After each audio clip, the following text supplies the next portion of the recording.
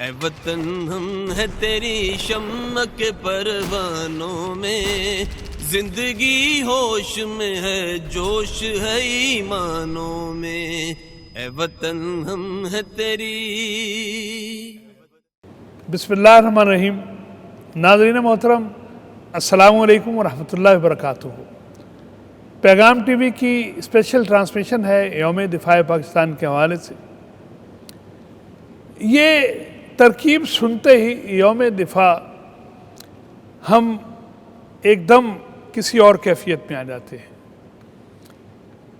Defence کرنا اور پھر ارض پاک کا، اور پھر طالب علم دیکھتا ہے کہ ہم حالت جنگ میں ہی رہے ہیں، وقت وقت کے ساتھ ایک ایسے دشمن نے جس نے آج تک ہمیں دل سے تسلیم نہیں کیا ہے، ہم پر جنگ مسلط کی ہے اور کوشش کی ہے کہ اس ملک کو کسی طرح سے صفحہ ہستی سے مٹا دیا جائے۔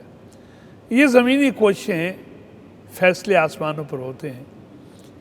1965 ستمبر کا مہینہ یاد کیجئے، ہم نے نصاب میں پڑھا، سنا، دیکھا کیا کیفیت تھی، کس طرح سے وہ جو قرآن مجید نے کہا ہے اعوذ باللہ من الشیطان الرجیم ان اللہ یحب الذین یقاتلون فی سبیلہ صفا کانہم بنیان مرصوص، سیسا پلائے ہوئی دیوار بن گئی پوری قوم۔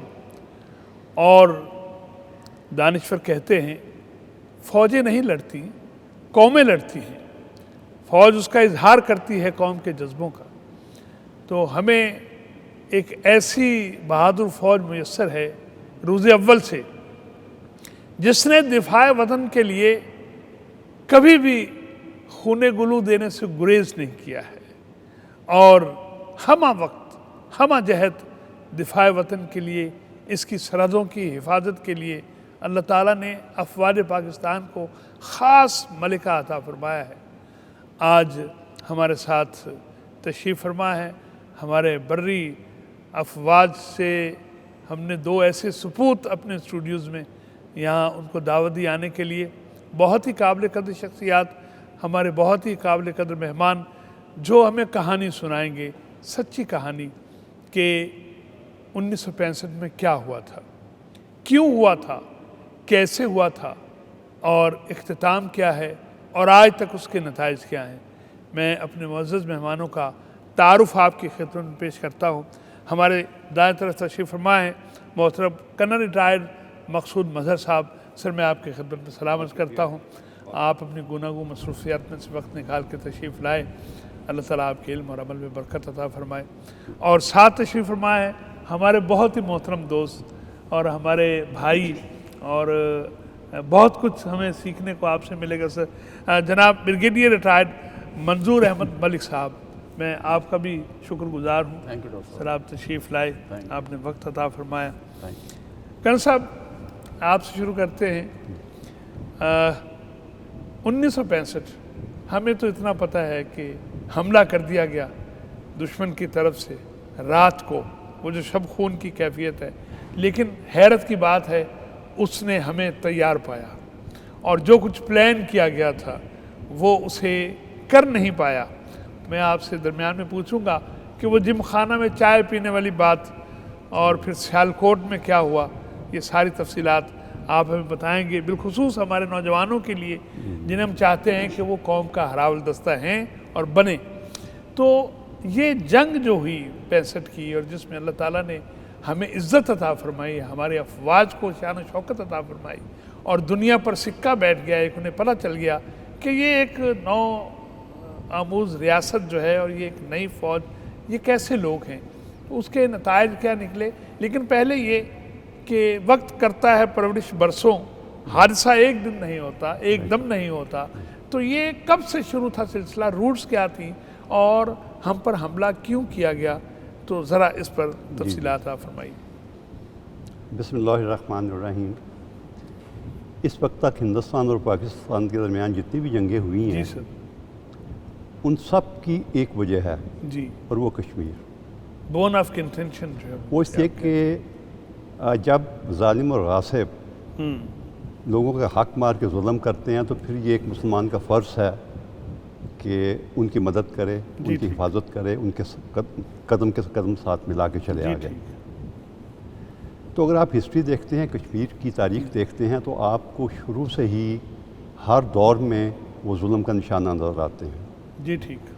کیونکہ ہم کشمیر کی بات کرتے ہیں تو ہمیں اور ہمارے جو ان سے نوجوانوں کو یا ہمارے وہ لوگ کہ ہماری تاریخ سے واقف نہیں ہیں، جی جی، ان کو کشمیر کی اہمیت کا احساس دلانا بھی بہت ضروری ہے۔ جی کیوں نہیں؟ اور میں یہ سمجھتا ہوں کہ یہ ایک کشمیر کی مثال ایک ایسی کلاسیکی مثال ہے جو کہ دشمن کے غیر مسلموں کے جو غلط نیریٹیوز ہیں ان کو بھی غلط ثابت کرتی ہے۔ جی ٹھیک۔ اور سب سے بڑی بات یہ ہوتی ہے کہ ہسٹری میں آپ پڑھتے ہیں، خاص طور پہ جو مغربی ہسٹری لکھی ہے لوگوں نے، اس میں وہ اسلام کو تلوار کے زور سے پھیلنے پر مستشرقین کی کرتے طرف ہیں، سے اورینٹلسٹ جو ہیں ایک یہ الزام بھی ہے۔ الزام بھی دیتے ہیں۔ جی ٹھیک۔ اچھا، کشمیر کی مثال ایک ایسی مثال ہے کہ جہاں تلوار تو بالکل کسی بھی چاقو کا استعمال نہیں ہوا، تلوار تو بہت بڑی بات ہے۔ اگر آپ 14ویں صدی یعنی کہ 1320 میں جائیں، کچھ عرصہ پیچھے جاتے ہیں 14ویں صدی کا، تو آپ کشمیر کی ہسٹری میں دیکھتے ہیں کہ وہاں ایک بدھ راجا کی حکومت تھی۔ جی ٹھیک۔ اور چونکہ ہندو بھی راجا لوگ موجود تھے تو ایک وہاں بیچ میں ٹسل تھی ہندوز میں اور بدھسٹ میں، لیکن اللہ تعالیٰ نے ایک ایسا اپنا درویش بھیجا جی کہ جس نے اس بدھسٹ راجا کو مسلمان کیا، اور اس طرح سے کشمیر میں ایک مسلم راجا نے ایک مسلم ریاست کی بنیاد رکھی۔ اچھا، وہ نہ صرف خود مسلمان ہوا بلکہ اس کے قبیلے کے بے شمار لوگ جو کہ ہزاروں کی تعداد میں وہ لوگ مسلمان ہو گئے۔ جی ٹھیک۔ اچھا، اس سے کچھ عرصہ حکومت کی۔ اچھا، اور اس کے بعد پھر ایک مسلمان خاندان تھا راجاؤں کا، اس نے تقریباً جو ان سے 220 سال تک حکومت کی پورے کشمیر میں۔ جی ٹھیک۔ اچھا، اس پہ ایک بڑا خاص واقعہ ہوا۔ جی ارشاد۔ اور واقعہ یہ ہوا کہ وہاں ایران سے ایک صوفی بزرگ آئے، اور وہ اپنے ساتھ 700 اس زمانے کے جو ماہرین تھے مختلف شعبوں کے، جس میں کہ کپڑے بننے والے بھی تھے، پوٹری بنانے والے بھی تھے، قالین بنانے والے لوگ بھی تھے۔ اچھا، انہوں نے آ کے تربیت کی پوری کشمیریوں کو، اور آج آپ کو جو کشمیر میں جتنا بھی ہنر نظر آ رہا ہے یہ ان کا منور منت ہے سارا، ٹھیک ہے نا؟ نئی سے نئی اور خوبصورت چیز، بنائی کے حوالے سے آپ دیکھتے ہیں بڑی خوبصورت چیز ہے، پوری دنیا میں مشہور ہے کشمیر کی۔ اچھا، وہ شاہ ہمدان کے نام سے مشہور ہے، اور علامہ اقبال نے بھی ان کی اپنے اشعار بھی بڑی تعریف کی ہے شاہ ہمدان کی جو ان کی ہے۔ اچھا، اس کے بعد اکبر کے زمانے میں مغلوں کے زیر حکومت آ گیا، خطہ اور تقریباً ٹھیک رہا۔ اچھا، مزید جو خرابی پیدا ہوئی ہے وہ تب ہوئی جب انگریز آیا، اور پھر سکھوں کی حکومت آئی ادھر۔ جی ٹھیک۔ سکھوں کے زمانے میں یہاں بہت ظلم و ستم ہوا مسلمانوں پہ، جو ان سے بیچارے یہ لوگ جو ان سے چونکہ فالورز ہیں صوفیز کے، تو یہ درویش قسم کے لوگ ہیں، لڑنے بھڑنے والے نہیں یہ تھے، لکشمی والی قوم نہیں ہے، صحیح ٹھیک ہے نا جی؟ تو یہ درویش قسم کی قوم ہے جس نے بیچارے نے آگے لگا دیا، تو وہ صبر و شکر سے گزارا ہی کرتے رہے بیچارے سارے کے سارے۔ اچھا، اس کے بعد پھر انگریزوں نے ایک سکھ راجا کو کشمیر بیچ دیا۔ جی، یہ 1800 تقریباً 46 کی بات ہے، جو ان کے 100 سال پہلے 1947 سے پہلے ہری سنگھ، اور پھر وہ آپ پوری کی پوری جو داستان ہے وہ سارے واقع جو ظلم ہوا، اور پھر بے شمار جو ان سے قربانیاں لوگوں نے دی۔ اچھا، اب تھوڑا سا ہم قریب آتے ہیں کہ جب 1947 میں پاکستان کی آزادی کا فیصلہ ہوا، تو پھر اس میں یہ مینڈیٹ تھا برٹش کا کہ جن علاقوں میں مسلمان میجورٹی ہے وہ لوگ پاکستان میں شامل ہوا۔ جی ٹھیک ہے جی۔ اور جیسے کشمیر جیسی راجدھانی تھی، اس کا فیصلہ انہوں نے راجاؤں پہ یا ان لوگوں کے عوام پہ چھوڑ دیا۔ 14 اگست کو پاکستان آزاد ہوا، 15 اگست کو ہندوستان آزاد ہوا۔ ابھی پاکستان کی خواہش تھی، بلکہ آزاد کشمیر کے لوگوں کی خواہش تھی کہ وہ پاکستان میں شامل ہوں، اور ہندوستان کی خواہش یہ تھی کہ راجہ ہری سنگھ کے ساتھ مل کے زبردستی ان کو ہم ہندوستان میں شامل کریں، جیسے کچھ اور ریاستوں پر بھی۔ اور پھر انگریز کی بھی یہ خواہش تھی کہ یہ کشمیر جو ان سے یہ تو یا تو جھگڑے والا علاقہ رہے یا ہندوستان کے ساتھ شامل ہوئے۔ اور پھر تاریخ نے یہ ثابت کیا کہ ہندو اور انگریز کا گٹھ جوڑ ہوا۔ جی بالکل، ٹھیک ہے۔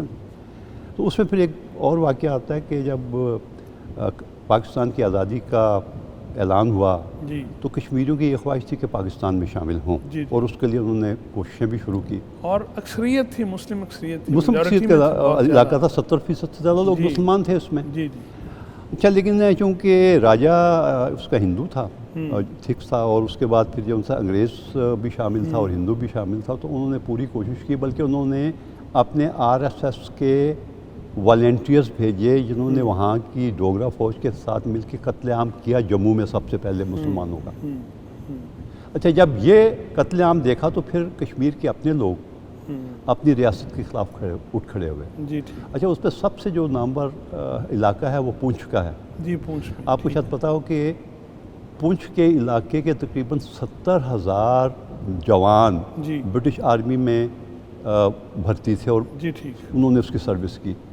اچھا، وہ لوگ ظاہر ہے کہ جب واپس آئے اپنے ملک جی میں ہاں، اور انہوں نے پھر دیکھا کہ یہ ہمارے ساتھ زیادتی ہو رہی ہے، یہ تو تربیت یافتہ لوگ تھے۔ وہ جو ان سے تربیت یافتہ لوگ وہ اٹھ کھڑے ہوئے اس حکومت جی کے ٹھیک۔ خلاف، انہوں نے سب سے پہلے پونچھ کو آزاد کروایا۔ جی اچھا، پھر قائد اعظم نے بھی جب یہ دیکھا کہ یہ زبردستی قبضہ ہو رہا ہے تو اس کے بعد پھر انہوں نے بھی حکم دے دیا۔ اچھا، پھر ٹرائبس کا آپ نے ہاں، دیکھا کہ قبائلی قبائلی لوگ گئے آگے تو انہوں نے وہ ٹرائبل جب سری نگر تک پہنچے، اچھا اس وقت تک جو ہندو تھا، یہ اس کا جو راجہ تھا، جی اس کی نیت یہ تھی کہ وہ اپنے آپ کو انڈیپینڈنٹ ڈکلیئر کرے۔ اس نے اس وقت پاکستان کے ساتھ ایک ایگریمنٹ بھی جو ان سے سائن کیا جس کو کہ اسٹینڈ اسٹل ایگریمنٹ کہتے ہیں۔ جی اس کے روس سے جتنی بھی سپلائز تھی یہ پاکستان کے تھرو ہی وہاں جانی تھی اور جا رہی جی تھی ساری۔ اچھا، لیکن نہ یہ بات ہندو کو پسند تھی نہ جی ہاں، انگریز کو پسند تھی، بالکل۔ تو پھر انہوں نے یہ کیا کہ کسی طریقے سے اس کو مجبور کیا جائے کہ یہ پاکستان کو چھوڑ کے ہندوستان کے ساتھ ہندوستان کے شامل ہو۔ سائن کرے، ٹھیک، اچھا، پھر ایک اور واقعہ ایسا ہوا کہ جو ہی مجاہدین نے فتح حاصل کرنی شروع کی تو وہاں سے ہندو جو رہنما تھے کانگریس کے وہ آئے اس کے پاس پہنچے اور انہوں نے راجہ کو مجبور کیا کہ وہ راجہ کے ساتھ کے ساتھ ہندوستان کے ساتھ انیکسیشن ٹریٹی سائن کرے، یعنی کہ ہم اندر پریشر۔ جی جی اچھا، جب انہوں نے یہ سائن کر دی تو جو ابھی میں یہ بات آپ کو بتا رہا ہوں یہ تمام ہسٹری کی بکس میں، ہاں وہ ویسٹرن آتھرز نے لکھی ہے یا پاکستان نے لکھی ہے، یہ اس میں لکھی ہوئی ہے جی بات۔ ٹھیک، یہ 27 اکتوبر کا واقعہ 1947 کا۔ جی اس وقت ماؤنٹ بیٹن وہ انچارج تھا کہ اس نے ٹرانسفر آف پاورز کرنی تھی۔ جی اس نے جب یہ دیکھا کہ ہمارے مجاہدین سری نگر پہنچ رہے ہیں اور بڑی جلدی سری نگر پہ قبضہ ہو جائے گا، جی تو اس نے 100 جہاز پہ ہندوستانی فوج کو سری نگر کے ہوائی اڈے پہ لینڈ کروایا ایک دن میں۔ اچھا اچھا، ظاہر ہے کہ جب اتنی فورس آ جاتی ہے اور ٹرینڈ فورس آ جاتی ہے تو پھر جو مجاہدین کی تو پھر اس میں کوئی جگہ باقی نہیں رہتی۔ جی تو اس وقت پھر جو سا تھا یہ ہندوستان اور انگریز کے گٹھ چوٹ سے پھر قبضہ جو سا تھا ان کا مکمل ہو گیا اس کے اوپر، اور اس کے بعد یہی وجہ بنی بار بار جو اچھا بعد میں پھر جب ہو گیا اس کے بعد پھر یہ خیر وہ آگے تھوڑی سی سٹوری ہے اس میں لمبی کہ اس کے بعد پھر 1948 میں جی جب ان کو شکست فاش کا سامنا کرنا پڑا تو پھر نہرو فوری طور پہ گیا ادھر یونائٹڈ نیشنز میں، جی اور وہاں اس کی درخواست پہ جنگ بندی ہوئی اور یہ پایا کہ پلیبسائٹ ہوگا، رائے شماری پہ ہوگا، اور آج تک وہ رائے شماری نہیں ہو ہوئی۔ سکی، وہ رکی۔ تو یہ جو بنیاد آپ یہ دیکھیے کہ یہ پاکستان کا آغاز ہی کشمیر کی جنگ سے ہوا ہے، یعنی جتنی بھی جنگیں ہوئی ہیں، یعنی کہ آغاز جب بنیاد، کشمیر کی ہاں، جنگ سے ہوا ہے جی، تو اس کے جی۔ بعد جو ان سے اچھا اس کے بعد پھر کچھ اور واقعات ہوئے ایسے جو کہ ہسٹری میں جو آپ ہے نا قدم قدم جو آپ نے جیسے فرمایا کہ قدم قدم ایک ایونٹ نہیں ہوتا ہے، کچھ ایونٹس ملتے ہیں تو اس کے بعد اگلی ہاں جی، ہسٹری پھر اس بنتی میں ہے، ساتھ ساتھ چلتا ہے ساری چلتی جی ہے۔ ہاں۔ اچھا پھر یہ ہوا کہ جب تھوڑی سی وضاحت میں ہاں جی، دے دوں بالکل صاحب سے بھی، اور ہم شامل گفتگو بھی کریں آپ کو۔ جی سر، جو کل صاحب نے جو بات چیت فرمائی ہے جی جی یہ تو بہت زیادہ ذرا وہ علمی باتیں ہیں۔ جی جی میرے خیال میں پاکستان کا بننا پچھلی صدی کا بہت بڑا معجزہ ہے، جی بے شک، اور معجزہ اس طرح ہے کہ دیکھیں ایک اکیلا شخص جی اور اتنے اس کے مخالف، اس میں انگریز بھی تھے، انگریز آپ کو پتہ ہے پوری ہاں۔ دنیا میں حکومت کر رہے تھے، پھر ہندو، پھر سامراج، اور ایک قائد اعظم اکیلا، لٹرلی اکیلا تھا۔ اس نے ان سب کے ہاتھوں سے پاکستان کو چھین जी बिल्कुल छीन के ऐसे, जी बिल्कुल बनाया। ऐसे, बिल्कुल ऐसे। अच्छा, अभी हुआ ये कि पाकिस्तान बनाना क्योंकि बहुत ही एक मुश्किल चीज़ थी, ऑलमोस्ट नामुमकिन था, लेकिन कायद-ए-आज़म ने बनाया। बल्कि जब बन गया तो उनका कहना यह था कि ये 2-4-6 हाँ, माह की बात है। अभी क्योंकि पाकिस्तान बनाना बहुत ही मुश्किल था, तो वो कुछ मुश्किलात कायद-ए-आज़म को भी फेस करनी पड़ी, और कहीं कहीं आके थोड़े मतलब ऐसे थे कि हमें जिस तरह माउंट बैटन ने जब रेडक्लिफ अवार्ड बनाया कि तुम लोग डिवीजन करो, बाउंड्री बनाओ, तो अभी जब बाउंड्री बनाई जाती है तो बंदा कहीं जाके ज़मीन पे नक्शा लाइन खींचता है। जी जी उन्होंने कोई ज़मीन पे किसी ने कोई नक्शा नहीं देखा, उन्होंने किया कि नक्शे पे, मैप पे बाउंड्री बनाई, जहाज़ से उन्होंने ऊपर से थोड़ा सर्वे किया, जी और जो हमारी डिवीज़न हुई, फ़र्ज़ किया जो पंजाब था, जब पंजाब की डिवीज़न हुई तो इस तरह के गांव के अंदर से जो बाउंड्री लाइन के गांव आधा उधर और आधा इधर, और ऐसा भी था कि कुछ घर थे जो आधा घर इंडिया में और आधा पाकिस्तान में।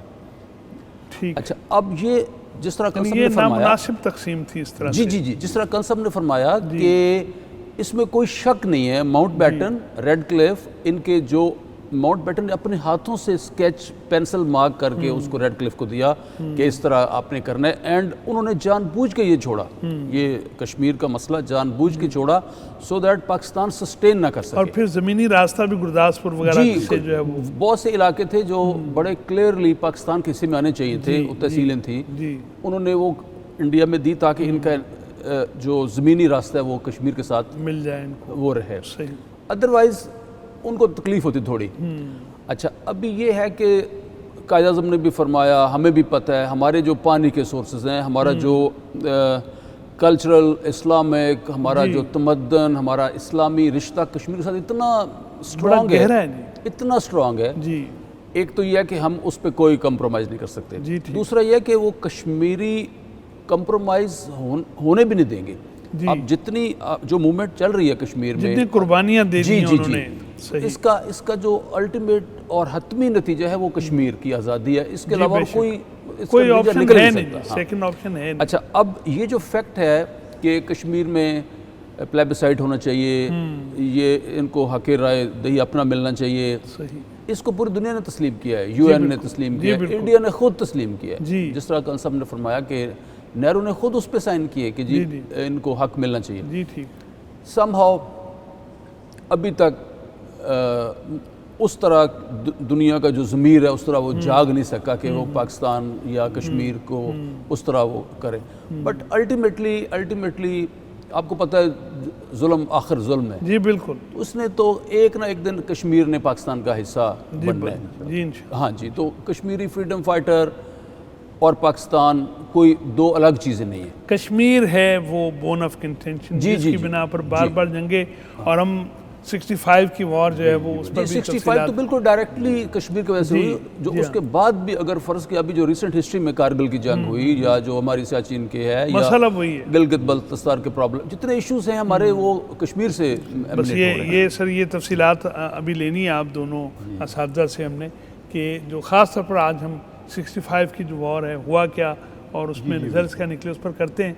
अभी एक छोटा सा ब्रेक लेते हैं। नाज़रीन, बहुत कीमती गुफ्तगू और तारीख़ी हक़ाइक़ हमारे सामने आ रहे हैं, और कश्मीर के हवाले से जो ख़ास एक कैफियत है हमारे दिल में मौजूद, उस पर भी करन साहब ने बात फरमाई है, आपने तायद फरमाई है। एक ब्रेक, फिर मिलते हैं इंशाअल्लाह अज़ीज़। ऐ वतन हम है तेरी शम्म के परवानों में, जिंदगी होश में है, जोश है ईमानों में। ऐ वतन हम है तेरी, ऐ वतन हम है तेरी शम्म के परवानों में, जिंदगी होश में है, जोश है ईमानों में।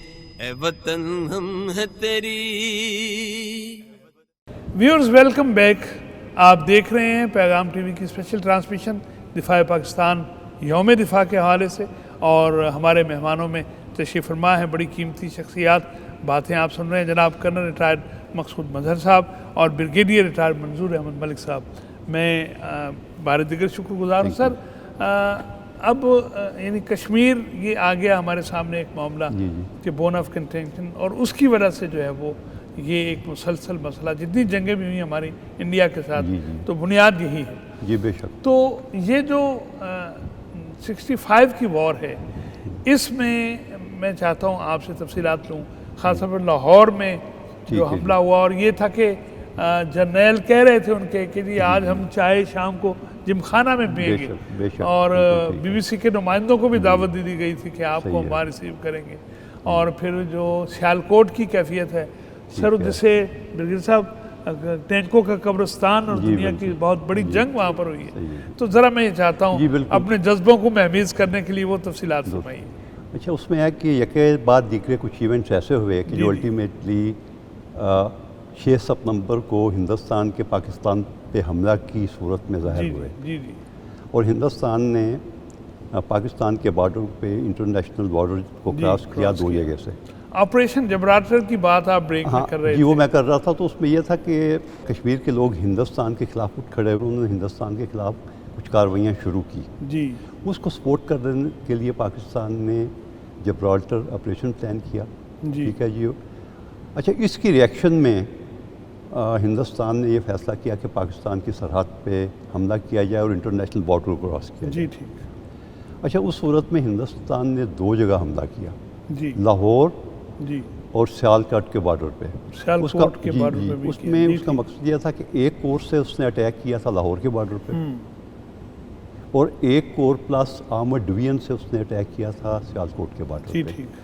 اس کا مقصد یہ تھا کہ لاہور چونکہ ایک اسٹریٹجک شہر ہے، بڑی اہمیت ہے اس کی، تو اس کو اگر ہم تھریٹ کرتے ہیں یا اس کو کچھ علاقے پہ قبضہ کر سکتے ہیں تو پوری دنیا میں خبر پھیل جائے گی کہ ہم پاکستان کے دل کے اوپر قبضہ کر لیا. مرائل ان کا ڈاؤن ہو سکتا ہے. اور پھر انہوں نے لاہور کے بارڈر کے اوپر انہوں نے 3 ڈائریکشن سے اٹیک کیا. جی ٹھیک. اور جس میں ایک جو اس کا ایکسس تھا وہ برکی تھا، پھر آپ کا مین تھا واگا، امرتسر، لاہور جس کو ایکسس کہتے ہیں، اور ایک 3 ایکسس سے انہوں نے اٹیک کیا. ٹھیک ہے جی.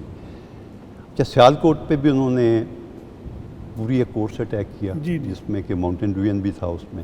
اور ان کا مقصد یہ تھا کہ یہ جو آپ کی جی ٹی روڈ جاتی ہے نا سیالکوٹ سے روجا، اس کو کٹ کیا جائے اور پاکستان کو 2 حصوں میں تقسیم کر دیا جائے. جی ٹھیک.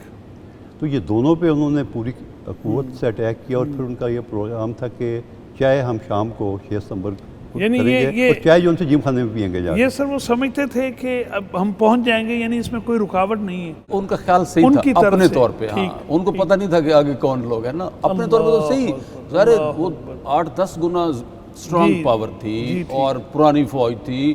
پاکستان تو بالکل نوزائیدہ ملک تھا. جی ٹھیک. پاکستان کی فوج بھی نوزائیدہ تھی، وسائل کم تھے، سب کچھ کم تھا. ان کی کیلکولیشن اپنے لحاظ سے صحیح تھی، لیکن ان کے ساتھ جو اگلی کیلکولیشن پاکستانی نے ان کو دکھائی وہ پھر تھوڑی ان کو الٹی نکلی. اور ویسے مطلب اگر ہم ہوتے نا ان کی جگہ پہ اور ہم اس طرف ہوتے اور ہمیں کہتے کہ ہم نے لاہور آنا ہے تو ہم پہنچ جاتے. ہم نے ادھر آ کے ضرور چائے شام کو پی، یہ مجھے پتہ ہے. جذبے کا بڑا فرق تھا. اور دوسرا جو تھا کہ سر وہ پلان کر رہے تھے اور بڑی تیاری سے آئے. جی نصب العین کا فرق تھا، جذبے کا فرق تھا. اور جو ڈاکٹر صاحب پاکستان اور ہندوستان کی جنگیں جو پہلے بھی ہوئیں، جو بعد میں بھی کبھی اگر ہوں گی، تو ان کے 10 فوجی ہم پہ ہمارا ایک فوجی بھاری ہے. میں نے خود دیکھا، اپنی آنکھوں سے دیکھا ہے. ہمارا ایک فوجی ان کے 10 فوجیوں میں بھاری ہے. تو پھر وہ کیسے پہنچتے لاہور؟ قرآن نے 1-10 کی نسبت بیان کی ہے. وہ لاہور کیسے پہنچتے؟ ویسے دنیاوی لحاظ سے وہ بات چیت صحیح کر رہے تھے. It was just walk. اگر ہم ہوتے نا اس سائڈ پہ اور ہمیں کہتے کہ ہم نے جم خانہ پہنچ جانا تھا. ٹھیک. ہاں، لیکن ان بیچاروں کی میں جب جم خانہ جاتا ہوں نا میں دیکھتا ہوں تو مجھے ان کی یہ بات یاد آتی ہے. سر بہت تھوڑے لوگوں کے ساتھ ہمارے لوگوں نے وہاں پر جو جوان موجود تھے، یعنی اتنی تیاری تو نہیں تھی جو حملہ آور کی تھی. بالکل. ہم تو بیٹھے ہوتے دفاع کے لیے، وہ آئے تھے اوفینسو کے لیے، اٹیک کے لیے. سر اٹیک والا بندہ بڑی تیاری کر کے آتا ہے. ہماری تو روٹین میں اپنی تیاری تھی کہ ہم نے دفاع کرنا ہے، لیکن اللہ تعالیٰ کی مدد، پھر ہمارے جو فوج کا جذبہ، پھر آپ نے دیکھا ہماری جو قوم جس طرح کے ڈنڈے سوٹے لے کے بارڈر پہ پہنچ گئی. بارڈر کی طرف بھاگ پڑے. اب کسی دنیا کے کسی اور ملک میں تو اس طرح نہیں ہوتا. اب ایسی قوم کو کوئی شکست نہیں دے سکتا.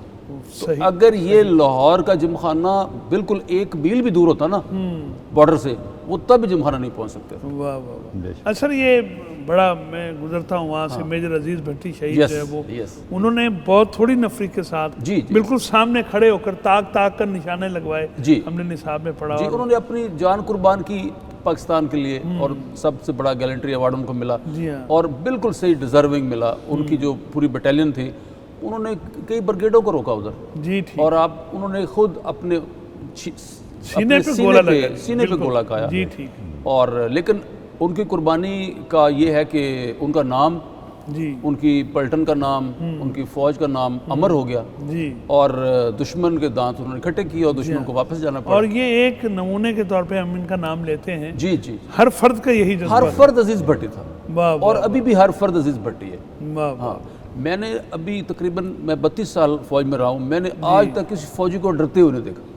اللہ اکبر. مطلب ہمیں آرڈر ملتا تھا پہاڑ پہ چڑھ جاؤ, آگے پتہ ہے دشمن ہے, گولیاں آ رہی ہیں, میں نے کسی فوجی کو ڈرتے ہوئے نہیں دیکھا. میں ایمانداری کی بات بتا رہا ہوں. ہاں تو اب اس فوج کو کون شکست دے ملک سکتا صاحب سادہ سا جملہ ہے لیکن دل میں اتر گیا کہ آج تک میں نے 32 سالوں میں کسی جوان کو میں نے خوف زدہ نہیں دیکھا. خوف زدہ نہیں دیکھا. واہ واہ. جو آرڈر ملا ہے وہ چل پڑا ہے. اس نے یہ نہیں کہا کہ سر مجھے میرا کوئی مسئلہ ہے, میری کمر میں درد ہے یا میرا کوئی گھر میں مسئلہ ہے, بہانے بازیاں وہ چل پڑا ہے. واہ واہ. اس کی وجہ سر کیا ہے؟ اس میں ایکچولی یہ ہے کہ میرا ایک چھوٹا سا ایک پرسنل ایکسپیرینس ہے جو آپ نے بات کی ہے کہ بڑی زبردست بات ہے کہ میں انفیکٹ کشمیر کے بارڈر پہ میں نوکری کر رہا تھا فوج. اچھا تو ہماری میٹنگس ہوتی ہیں انڈینس کے ساتھ نا بعض معاملات پہ. تو ایک میٹنگ پلان ہوئی ہماری, ان کا ایک میجر تھا اس کے ساتھ میری, تو میں نے بارڈر کراس کر کے ان کے پاس کیا. جی ٹھیک. اچھا میں گیا تو میرے ساتھ ایک جے سی یو تھا اور میرے ہاتھ میں ایک اسٹک تھی جو اچھا یہ یعنی آپ کشمیر پہ ان دنوں کشمیر کی میں بات کر رہا ہوں اور وہ ہندوستان کے بارڈر میٹنگ تھی اس کے ساتھ. اچھا میں وہاں گیا تو وہاں ایک میجر صاحب تھے جی اور ان کے ساتھ تقریباً 12-14 سپاہی تھے اچھا رائفلوں کے ساتھ جو کہ میرے استقبال کے لیے. اور یہ میں آنیسٹلی آپ کو بتا رہا ہوں کہ جب انہوں نے مجھے دیکھا تو ان سپاہیوں نے کانپنا شروع کر دیا. الگ یہ میں حقیقت وہ میرے پاس ایک اسٹک تھی اور میں حیران تھا یار یہ کیا ہے, اسٹک کیوں تھا, یہ کام کیوں رہے ہیں یہ سارے. یہ میں آپ کو یہ واقعی جو وزیر صاحب نے بات کی یہ میرا پرسنل ایکسپیرینس بتا رہا ہوں. اللہ تعالیٰ کا ایسا خوف ہے ان لوگوں کے اوپر کہ وہ جب دیکھتے ہیں تو وہ ان سے کانپ جاتے ہیں اور جب وہ اللہ اکبر کا نعرہ سنتے ہیں تو پھر ان کی کیا حالت ہوتی ہے. ایک بات آپ جب ہم پہلے ملاقات ہوئی, آپ طالب علم نے آپ سے بہت کچھ سیکھا. ایک بڑی امپورٹنٹ بات آپ نے کی بریگیڈیئر صاحب فرما رہے تھے کہ اتنی بڑی جنگ ہے, پوری دنیا میں اس جنگ کو ریکارڈ کیا گیا, اس پر لکھا گیا ہے اور ہم 65 کی وار جب 6 ستمبر آتا ہے تو ہم اس کو سیلیبریٹ کرتے ہیں, بتاتے ہیں, تاریخی واقعات ہیں اس پر. اچھا جو حملہ آور تھے ان کے ہاں اس کا ذرہ برابر بھی کہیں کوئی تذکرہ نہیں ہے, اس کی کیا وجہ ہے؟ اس کی وجہ ہے کہ انہوں نے اگر آپ ان کی کتابیں اٹھا کے دیکھیں تو اس میں انہوں نے اپنی اتنی تعریف کی ہوئی ہے کہ ہم نے پاکستان کو شکست دے دی, پاکستان کے اتنے ٹینک تباہ کر دیے, لیکن حقیقت وہ جانتے ہیں اور شرمندگی سے وہ ان کی قوم بھی جانتی ہے حقیقت, اس لیے وہ اس کو سیلیبریٹ نہیں کرتے کیونکہ عوام جو ان سے وہ جیسے ہم قومی سطح پر اس کو منا رہے ہیں, وہ نہیں کرتے, اظہار ہے اور ہر فرد نیا جذبہ لیتا ہے. جی بالکل صحیح ہے. وہ ان کے ہاں اس کا اظہار نہیں ہے, اس کا اظہار نہیں کیونکہ حقیقت سے وہ واقف ہے کہ وہ جھوٹ ہے سارا, اور ان کی قوم بھی اس حقیقت سے واقف ہے کہ ہمارے لوگ جو ان سے ہیں یہ جیتے نہیں ہیں, یہ جھوٹ بول رہے ہیں. جی ڈاکٹر صاحب جو ہے نا جذبہ اور جو ایکسپرٹیز ہیں, جو ہمارا لیول ہے ہماری فوج کا, اس کا وہ بالکل مقابلہ نہیں کر سکتے. آپ کو یہ جو 26 فروری والا واقعہ ابھینندن والا, آپ اسے اندازہ لگا لیں. یہ تازہ ترین ہے. ہاں وہ کہتے ہیں ہم نے سرجیکل اسٹرائک کیا ہے, وہ ان کی سرجیکل اسٹرائک دیکھ لیں اور پھر 2-3 دنوں بعد پاکستان کا رسپانس دیکھ لیں. جی ٹھیک. اس سے بڑا اور کوئی ایویڈنس ہے ہی نہیں. اور اس کے بعد مجال ہے کوئی آگے سے بولا بھی ہو, کسی نے اف تک نہیں کی, ان کے مطلب جہاز گرا دیے, پائلٹ پکڑ لیا, کسی نے مجال ہے. اور آپ کو پتہ ہے جو ہمارے پرائم منسٹر نے کہا تھا کہ ہم ریئیکٹ کریں گے نہیں, ہم سوچیں گے نہیں, بلکہ ہم ریئیکٹ کریں گے, اور کر کے دکھایا 2 دنوں میں. کوئی ڈرے نہیں, کوئی قوم ڈری نہیں کہ جی اکنامک, آپ کو پتہ ہے ان دنوں میں پاکستان کی حالت اتنی بہت اسٹرانگ نہیں تھی, لیکن پاکستانی ڈرا نہیں ہے. اور اس نے دوسرے دن جا کے ان کے جہاز آپ کو گرائے, پائلٹ پکڑا اور پورا ان کا ہیڈ کوارٹر پاکستان کے بالکل جہازوں کے لاک کیا ہوتا, انہوں نے ٹارگٹ پہ تھا. اگر یہ چاہتے تو بالکل ان کو تباہ برباد کر. صحیح. تو جذبے کا تو اور ہماری جو مہارت ہے اس کا بالکل کوئی توڑ نہیں. ہم تو 65 میں تھے ہی نہیں سر اس وقت دنیا میں, لیکن نصاب میں پڑھا ہے کہ یعنی لاہور پر جب جنگی جہاز پرواز کرتے تھے ان کے آتے تھے تو بجائے اس کے کہ لوگ پناہ گاہوں میں چلے جائیں جی۔ لوگ چھتوں پہ باہر چڑھ رہ کے گئے۔ دیکھتے تھے کہ آئیں جنگ دیکھتے ہیں لڑائی دیکھتے بک ہیں۔ اپ کرتے تھے اپنے جاگوں جی ہاں کو۔ یہ بڑی خاص کیفیت سر۔ اچھا اس میں ایک بڑی اور خاص پوائنٹ بھی ہے کہ جی۔ دیکھیے کہ 1971 میں دنیا کی سازش سے پاکستان کو شکست دی گئی، لیکن آپ یہ دیکھیں کہ ہر گزرتے ہوئے وقت کے ساتھ ساتھ جی پاکستان آرمی جی اس کا جو ہے نا اس کی جو ہے اس کا میٹل Yes. اس کی دنیا جو ان سے منواری آپ دیکھیں اتنے کرائسس جو پاکستان گزر رہا ہے، پہلے روس نے حملہ کیا، پھر امریکہ نے حملہ کیا، پھر پاکستان میں یعنی پرابلمس کریٹ بڑی ہوگی، بڑی طاقتیں بڑی یہاں طاقتیں جو ان سے الٹیمیٹلی پاکستان اوپر الحمدللہ آ رہا ہے، نیچے نہیں جا رہا۔ یہ اور بہت سر بڑی بات ہے۔ مسلسل حالت جنگ میں فوج جی جی جی ابھی بھی شہید جو ہے وہ اس وقت پاکستان کی فوج دنیا کی بیسٹ فوج ہے، نمبر 1 فوج ہے، کسی قسم کا اس میں کوئی شک یعنی یہ جو وزیرستان کے معاملات ہیں بارڈر پہ، اور جیسے آپ فرما رہے ہیں روس بیٹھا رہا دروازے پر آ کے گوادر تک گرم پانیوں تک پہنچنے کے لیے، امریکہ جو ہے وہ ایک کیفیت اب جو ہے وہ اللہ تعالیٰ نے عزت دی ہمیں۔ تو اس میں سر یہ جو مستقبل میں بھی ہمیں اللہ نہ کرے کوئی ایسی ہم پر آفت آئے یا کوئی معاملہ ہو، لیکن چیلنجز کے لیے کہنا سب تیار تو رہنا چاہیے نا۔ جی جی اوبویسلی۔ تو آپ کیا سمجھتے ہیں سینئر آرمی پرسن کے حوالے سے کہ آنے والے دنوں میں ہماری جو افواج ہیں وہ چیلنجز سے ان کو فیس کر سکتی ہیں، اور تیاری کس طرح کی ہے؟ یہ اگر آپ اس کو تھوڑا سا پیچھے چلے جائیں، کیونکہ ہمارے لوگوں کو پتہ ہی نہیں کہ جب پاکستان بنا تھا تو ہماری فوج کے پاس کیا تھا اور کیا حالت تھی، یہ بڑا اہم ہے۔ جی جی جب پاکستان بنا اور ہماری جو افواج کی ہندوستان اور پاکستان میں تقسیم کی گئی، جی جی پاکستان کے پاس سوائے چند ایک بریگیڈس کے 5-6 بریگیڈس کے کوئی فوج نہیں تھی۔ جی ٹھیک۔ پہلی بات تو یہ ہے۔ اگر اسلحے کی بات کرتے ہیں تو سوائے ٹوٹے پھوٹے ٹینکوں کی، چونکہ ہندوستان نے دینے تھے تو انہوں نے تمام جو جنگ تھا اور بیکار پرانی چیزیں پاکستان کے حوالے میں، جی ٹھیک، اسلحہ ساز فیکٹریاں ساری کی ساری ادھر ہی ہندوستان کے پاس ادھر ہی چلی تھی۔ گئی۔ ٹھیک، تو اس کا مطلب جب آپ آزاد ہوئے تو آپ کے پاس تو کچھ تھا ہی نہیں۔ جی بالکل۔ تو آپ اندازہ لگائیں کہ اگر آپ کے پاس کچھ بھی نہیں تھا تو آپ نے کشمیر کا جو علاقہ آزاد کروایا، آپ نے بغیر، وہ مومن ہے تو بے تیغ بھی لڑتا ہے سپاہی، وہ آپ نے بغیر اس کے ہی کروایا آزاد۔ صحیح صحیح۔ اور اس کے بعد جب اپنی ہسٹری آپ دیکھتے ہیں تو آپ یہ دیکھیے کہ اگر انڈیا نے کچھ کام کیا جی تو آپ نے اس سے بہتر کام کیا، الحمدللہ۔ ٹھیک ہے نا جی۔ اگر ہندوستان نے ایٹم بم بنایا تو آپ نے اس سے بہتر ایٹم بنا جی لیا، ٹھیک، ٹھیک ہے جی۔ جی ٹھیک۔ اگر ہندوستان نے کولڈ سٹارٹ کا کانسیپٹ دیا، دیکھیں نا کولڈ سٹارٹ کا ایک بڑا زبردست کانسیپٹ تھا، جب جی جی آپ نے ایٹم بم بنا لیا نا تو پھر ہندوستان نے سوچا بھی کہ اس کا حل کیا کیا جائے، انہوں نے ایک نئی اسٹریٹجی ڈیولپ کی۔ انہوں نے کہا جی 8 ہمارے جو آرمڈ بریگیڈس جائیں گے، ڈیپ نہیں جائیں گے پاکستان میں تقریباً 50 کلومیٹر کے علاقے پہ جا کے بیٹھ جائیں گے۔ اس کا یہ ہوگا کہ پاکستان اپنے ایٹم بم استعمال نہیں کر سکے گا ہمارے خلاف، جی ٹھیک۔ ٹھیک ہے نا جی۔ اچھا پاکستان نے اس کا حل وہ کیا جی جو کہ کوئی سوچ ہی نہیں سکتا تھا۔ جی پاکستان نے اپنے ٹیکٹیکل نیوکلیئر وار ہیڈس TNWs وہ بنائے۔ جی ٹھیک۔ اچھا یہ ٹیکنالوجی سوائے دنیا میں 1-2 ملکوں کی، رشیا کے پاس ہے یا امریکہ کے پاس، کسی کے اور کے پاس یہ ٹیکنالوجی نہیں ہے جو پاکستان نے کی ہے۔ صحیح۔ اس کا مطلب یہ ہے کہ آپ اپنی گنز سے ہندوستان کی افواج جو کہ آپ کے اندر گھس آئی ہیں ان کے اوپر جو ان سے آپ 1 سے لے کے 15 کلو ٹن کا دھماکہ کر سکتے ہیں، اور باقی آپ کے اپنے علاقے میں اس کا کوئی فیکٹری ہوگا۔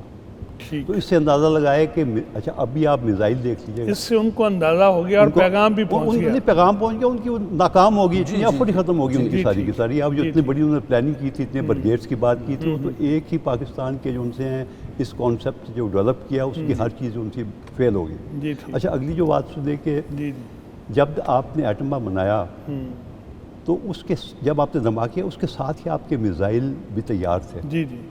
میزائل ٹیکنالوجی جو ہے وہ تو پوری دنیا میزائل ٹیکنالوجی آپ کی ماشاءاللہ اس وقت دنیا کی ایڈوانس ترین میزائل ٹیکنالوجی ہے جی اس وقت، ٹھیک۔ اور آپ کے پاس 3 ڈفرینٹ قسم کے میزائلز ہیں جو کہ آپ ڈفرینٹ رینجز کے اوپر فائر کر سکتے ہیں، اور ان کی ایکوریسی اتنی زبردست ہے کہ جو کہ بہت کم ملکوں میں، اور جب بھی پاکستان جو سا ایک میزائل فائر کرتا ہے تو ہر طرف ایک تھرسلی مچ جاتی ہے پوری دنیا میں، اور آپ دیکھیں نا وہ ہر جو ٹی وی اسٹیشن ہے اس کو جو ہے وہ ہائی لائٹ کرتا ہے یہ پاکستان نے یہ کر دیا۔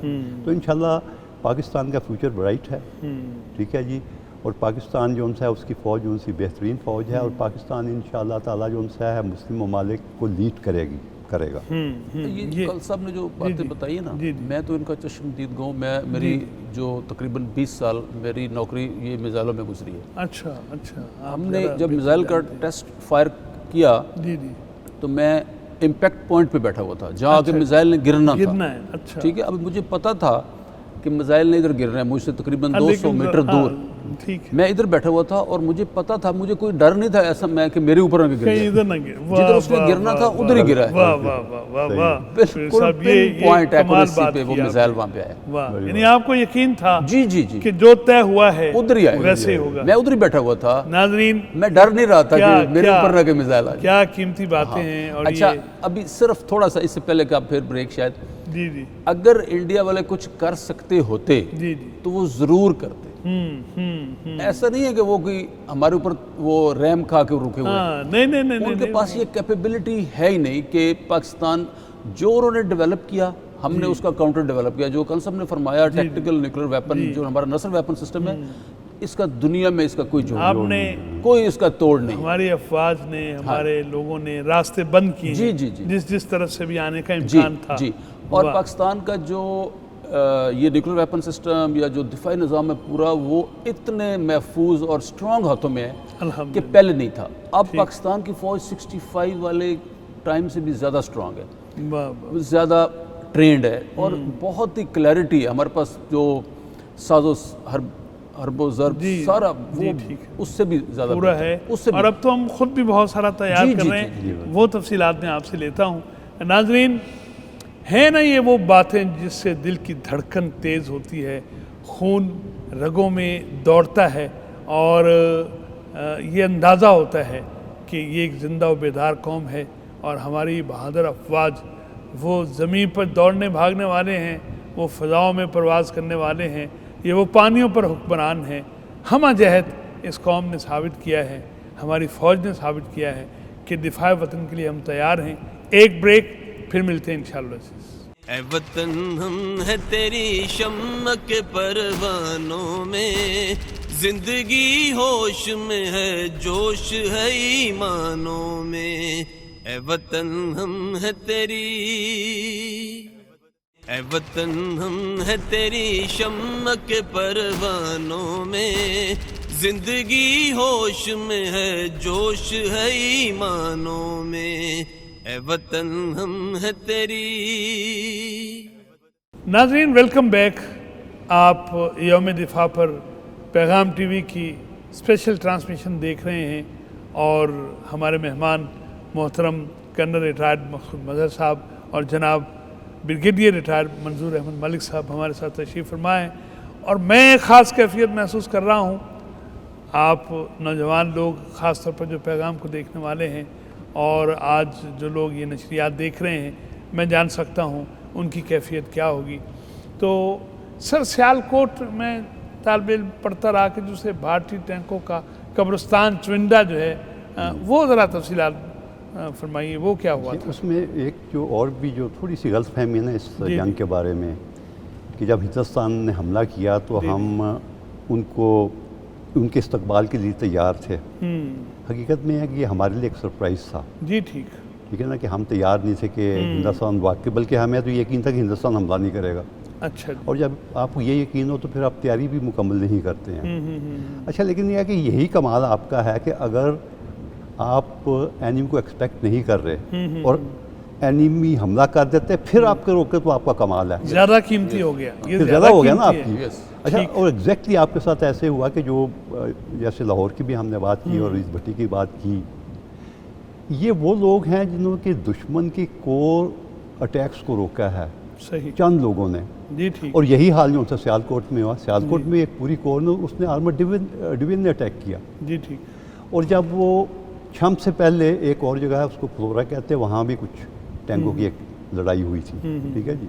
اچھا, لیکن ہے کہ چونکہ وہ لڑائی اتنی زبردست نہیں تھی, جی جی, تو اس کے بعد پھر اگلا جو ایک بیٹل فیلڈ بنا جس میں کہ دونوں آرمرڈ جو ٹینکس سے ایک دوسرے کے آمنے سامنے, وہ پھر آپ کا وہ دوسرا جو ہے اس کا چومنڈا کا علاقہ بنا ہے.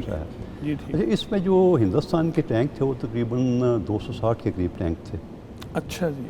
اور یہ بہت بڑی تعداد ہاں تھی۔ جی، اور 260 سے زیادہ ہی تھے تقریباً، اور پاکستان کے ٹینکوں کی تعداد 160 تھی، جی ٹھیک، ٹھیک ہے نا کم جی؟ تھے تعداد۔ اچھا ہاں جی، اچھا اس میں وہاں جو آپ کی لڑائی ہوئی، تو ابھی میں آپ کو جو اس کی فگرز بتا رہا ہوں کہ جو کہ نیوٹرل امپائرس نے دی ہے، کیونکہ فرض کرے کہ پاکستان بات کرتا ہے تو ممکن ہے پاکستان جو ان سے غلط بیانی سے فیور بات کر کرے کے وہ یا فیور ہندوستان کرے، بات کرے، ٹھیک۔ تو نیوٹرل ہے جو رائٹرز ہیں ان کی یہ رپورٹ تھی کہ ہندوستان کے 100 ٹینک تباہ ہوئے جی جو پاکستان نے کیے، اور پاکستان کے صرف 60، یعنی جی۔ کہ اتنے بڑے اٹیک کے بعد ہاں جو پاکستان نے اس کے اندر بھی فتح حاصل کی جی اور ٹھیک، شکست دی جی ہندوستان۔ ٹھیک۔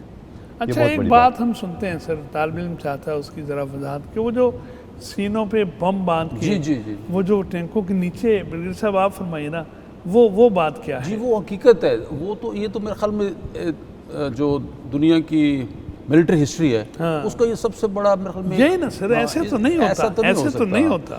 ایسا شاید کوئی یہ جو جیپنیز ہیں انہوں نے سیکنڈ ورلڈ وار میں اپنے اوپر وہ کیا کہ انہوں نے اپنے اوپر خود وہ بمبنگ کروائی، تیارے گرا ہاں جی انہوں نے کچھ کیا، اس سے اس کے قریب قریب جی جی جی اس کے قریب قریب مطلب جیپنیز نے کیا، لیکن جب پاکستان یہ چونڈا پہ اٹیک ہوا تو پاکستان کے پاس اتنا اسٹرانگ ڈیفنس سسٹم نہیں تھا، اینٹی ٹینکس یا ٹینکس ہمارے پاس، تو جوانوں نے خود والنٹیئر اپنے ساتھ اللہ باندھ کے تو ٹینکوں کے نیچے گھس گیا اور ٹینکوں کو تباہ کیا۔ اللہ، اب اس سے بڑی تو میرے خیال میں کوئی سیکریفائس یا ملٹری ہسٹری میں اور کوئی ایگزامپل نہیں ہو سکتی، اور یہ تھی پاکستان کی وجہ جیتنے کی اور ان کو روکنے کی۔ کہتے ہیں نا وہ جو آپ پوچھ رہے تھے کہ اتنی بڑی فوج ہم نے کیسے روک لی، یہ وجہ تھی جب بندہ خود ہی بم باندھ کے، اور اسے ٹینک پتہ کے ہے نیچے، کہ ہاں جی میں اپنی اس موت قوم کے کو لیے جا رہا اس ہوں۔ قوم کو اس فوج کو شکست نہیں کوئی جا شکست نہیں دے نہیں سکتا جا کہ جو اب بم باندھ کے نیچے ٹینک لیٹنے کے لیے تیار ہو جائے۔ یہ بات سنیے اور دیکھیے کہ کس طرح سے کیفیت طاری ہوتی ہے کہ پتہ ہے کہ یہ میری موت ہے، اور کس خوشی کے ساتھ، کس محبت کے ساتھ، اور وہ جو جذبے کی بات آپ کر رہے ہیں، اپنے آپ کو بم باندھ کے تو ٹینکوں کے نیچے لٹا دیا گیا۔ شہادت ہے مقصود و مطلوب و مومن، نہ مال غنیمت نہ کسی واہ کو واہ چاہیے۔ واہ واہ واہ بے شک۔ اچھا یہ جو شہادت کا کانسیپٹ ہے یہ پاکستان فوج کا بہت بڑا ہتھیار ہے۔ میں ڈاکٹر صاحب آپ یقین جو کریں، موٹر ہے وہ تو جی جی جی آپ یقین کریں، میں نے لائیو آپریشن دیکھے ہیں ضرب عضب یا اس کے علاوہ آپ خود حصہ جی رہے، میں خود ساری اس کا حصہ رہا کہانی ہوں۔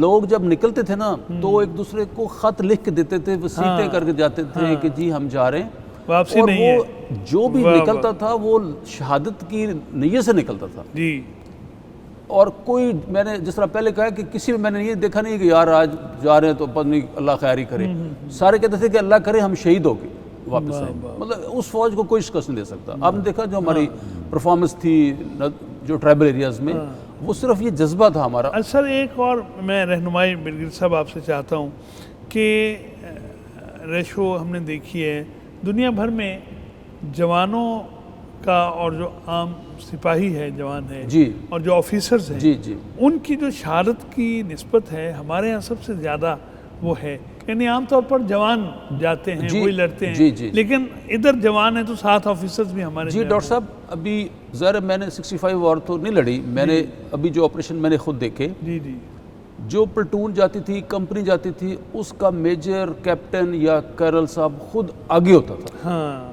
تو ظاہر جو آگے ہوگا پہلے تو شہید وہی ہوگا۔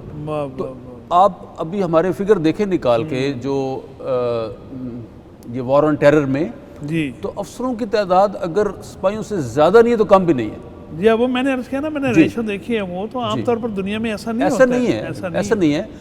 اور ہمارے جو میں نے تو چشمدید گواہ ہوں کہ ہمارے سپاہیوں کو گولی لگی، افسروں نے ان سپاہیوں کو اپنے کندھوں پہ اٹھا کے لڑائی کی اور اٹھا کے ان کو باڈیز واپس لے کے آئے، اور ہمارے جو لوگ تھے وہ افسروں کے آگے آتے تھے کہ سر آپ پیچھے ہو جائیں کہ آپ کو گولی لگ جائے، تو وہ انہیں کہتے تھے کہ نہیں آپ پیچھے ہو جائیں کہ آپ کون گولی لگے، ہماری خیر ہے۔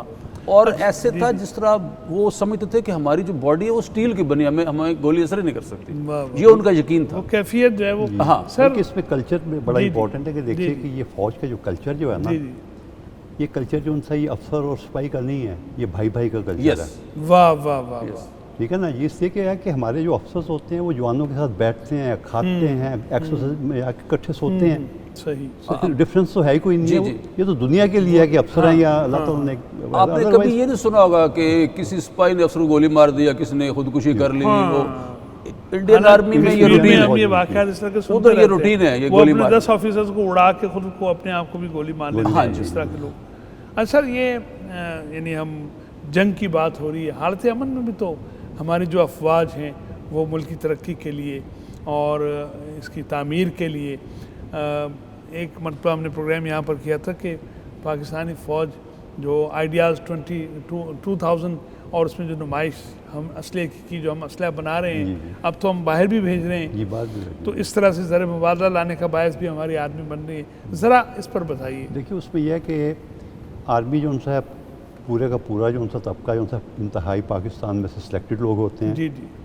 پھر پڑھے لکھے ہوتے ہیں، جی پھر تیسری بات کیا ہوتی ہے وہ سویلین کی نسبت جلدی ریٹائر ہو جاتے ہیں۔ جی اچھا جب اتنی ویلیویبل آپ کے ٹرینڈ فورس ہے تو اس کا کچھ نہ کچھ پراپر استعمال تو ہونا چاہیے، تو میں سمجھتا ہوں کہ فوج نے اس کا بہت بہتر استعمال کیا ہے کہ اپنے انسٹیٹیوشنز بنائے ہیں جی ٹھیک، تاکہ اس کا دو فائدے ہیں اس کے، ایک تو آپ کے ریٹائرڈ لوگ جو ان سے وہاں ایڈجسٹ ہو جاتے ہیں، جی اور پھر دوسرا ہے کہ وہ ملک کی ترقی کے اندر بہت بڑی کنٹریبیوشن کرتے ہیں، جبکہ وہ بڑے قیمتی ہو جاتے ہیں، بڑے قیمتی، ایکسپیرینس بھی ہوتا اور ہے۔ اس میں سب سے بڑی بات ہے، اس کی ایک چھوٹی سی مثال یہ ہے کہ بے شمار لوگ اعتراض بھی کرتے ہیں کہ جی آپ نے جو ان سے اتنی بڑی امپائرس بنا لی ہیں، اپنی فیکٹریاں بنا لی ہیں، اچھا لیکن ان کو یہ نہیں پتہ کہ جتنی آنیسٹلی فوجی یہ فیکٹریاں ٹیکس دیتی پاکستان میں کوئی بھی نہیں دیتا، یعنی کہ آپ یہ دیکھیں کہ فائنینشیل کنٹریبیوشن بھی آپ لوگوں کی ہے۔ اچھا پھر آپ کی دوسری آرگنائزیشن دیکھیے کہ جو چھوٹا سا مقابلہ کر کے دیکھیے کہ جو اگر آپ کے ایف ٹی او نے سڑک بنائی ہے اور کسی عام ٹھیکیدار نے بنائی ہے، اس کی لائف زیادہ ہے۔ جی بالکل، کام جو ہے اس میں پاکستان کی آپ پھر زلزلہ آ جاتا ہے تو آپ کوئی سیلاب آ جاتا ہے تو آپ کو پھر فوج کے علاوہ کوئی ادارہ نظر ہی نہیں آتا آپ کو بالکل۔ تو یہ ہے کہ اتنی بڑی کنٹریبیوشن ہے اور آپ کے اپنے لوگ ہیں، آپ کی اپنی فوج ہے۔ جی بالکل، تو میں سمجھتا ہوں کہ ہمیں چاہیے کہ لوگوں کو خاص طور پہ کہ فوج کی قدر کرے، کیونکہ یہ اگر آپ قدر نہیں کرتے تو پھر لوگ بددل ہو جاتے ہیں تھوڑے سے۔ اگر آپ اپنے ہی لوگوں کو، کیونکہ اتنی قربانیاں آپ کے لیے دے رہے ہیں کہ جو آپ کے بارڈرز پہ بھی لڑ رہے ہیں، پیس ٹائم میں بھی آپ کی ہیلپ کر رہے ہیں، کوئی آپ پہ کلیمٹی آ جاتی ہے، تکلیف اور مصیبت، پھر بھی آپ کے شانہ کریں ہیں، میں سمجھتا ہے کہ وہ لوگ کچھ تعریف کے قابل ہیں۔ نہیں کچھ نہیں سر، ہم نے پاکستانی عوام میں فوج کی بہت زیادہ عزت، جی ہم تو بیٹھے اس لیے ہیں سر، بہت زیادہ یہ پروگرامز بھی ہم اس لیے آج کر رہے ہیں، جو بحریہ کے دوستوں کے ساتھ بھی، آفیسرز کے ساتھ، آپ جیسے جو سرپرست ہیں ان کے ساتھ، کہ جو sir this age is the age of images, تو ہمارا امیج بہتر ہونا چاہیے۔ لوگ یعنی وہ جو فاصلہ ہے، دشمن تو یہ چاہتا ہے کہ اس قوم میں اور اس فوج میں فاصلہ پیدا کر دیا جائے، تو ہم نے تو اسے کامیاب نہیں ہونے دینا سر، یہ تو ایک سلسلہ ہے۔ میں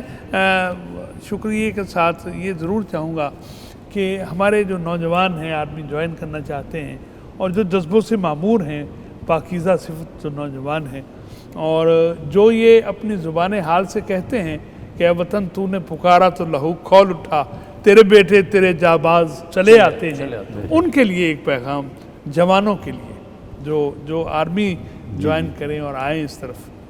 دیکھیے سب سے بڑی بات یہ ہے کہ ہماری سوچ یہ ہونی چاہیے ہر انسان کی، ہر پاکستانی کی، کہ ہم نے اس ملک کو دینا ہے، واہ واہ واہ، ہم نے لینا نہیں ہے۔ صحیح، آج کل کے مادی دور میں ہر انسان لینے کے پیچھے ہے، اپنا پیٹ بھرنے کے پیچھے ہے، لیکن ہے کہ قوم کو دینے والے بہت کم ہیں۔ وہ سر میں معافی چاہتا ہوں، یونیورسٹی کی کلاسز میں بعض اوقات میں بچوں سے پوچھ لیتا ہوں اور میں کہتا ہوں کہ دیکھیے یہ جملہ مجھے بڑا اچھا لگتا ہے، دو لفظ ہیں، گیو اینڈ ٹیک، یعنی فطرت ہے، انسان لینا بھی چاہتا ہے، تو گیو اینڈ ٹیک کا ہے، اور یہ گیو جو ہے وہ پہلے ہے اور ٹیک بعد میں ہے۔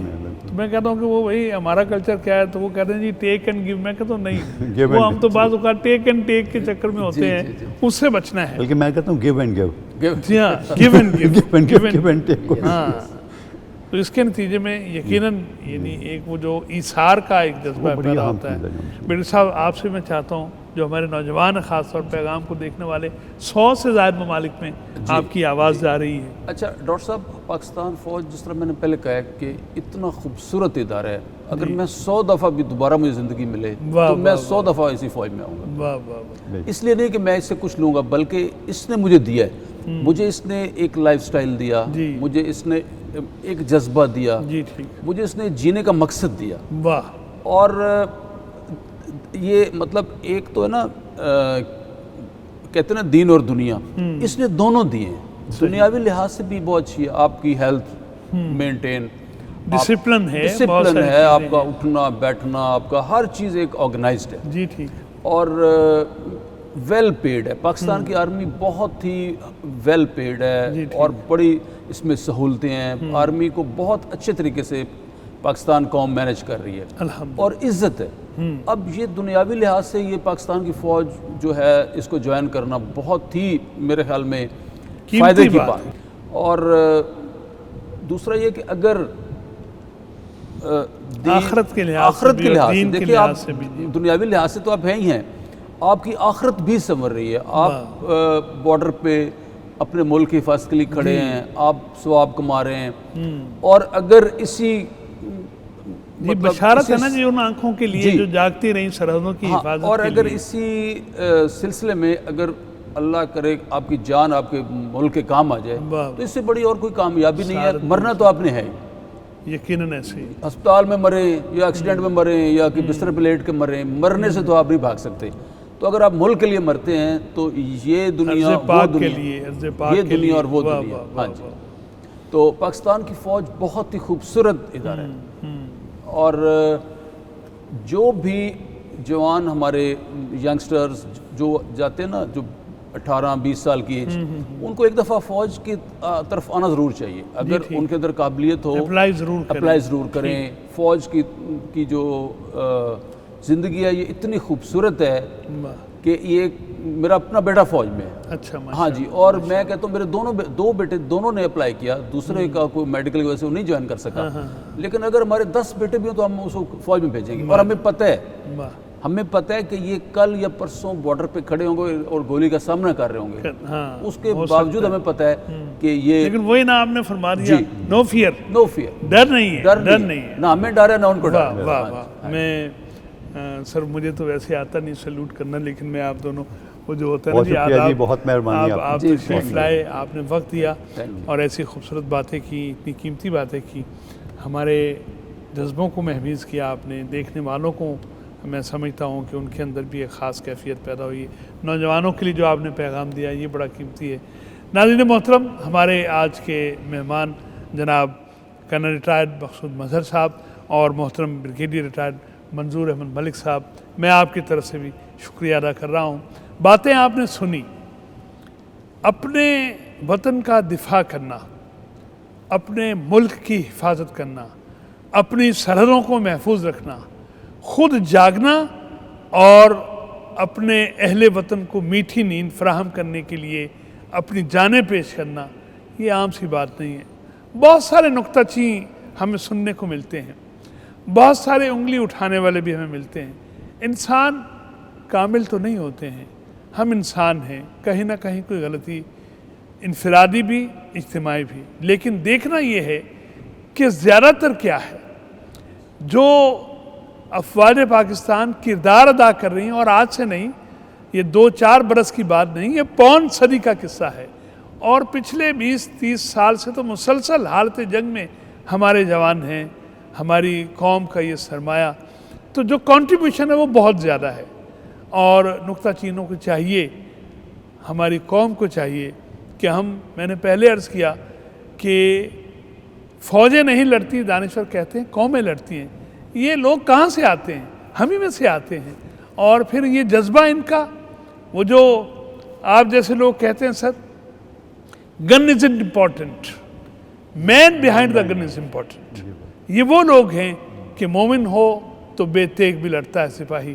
اللہ آپ کو سلامت رکھے، اللہ افواج پاکستان کو سلامت رکھے، اللہ ان کو دشمن کے مقابلے کے لیے تیار رہنے کی توفیق عطا فرمائے، اور اللہ تعالیٰ اس عرض پاک کی حفاظت فرمائے.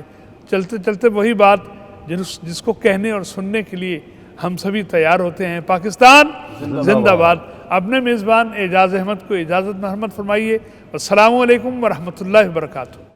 اے وطن ہم ہے تیری شمع کے پروانوں میں، زندگی ہوش میں ہے، جوش ہے ایمانوں میں.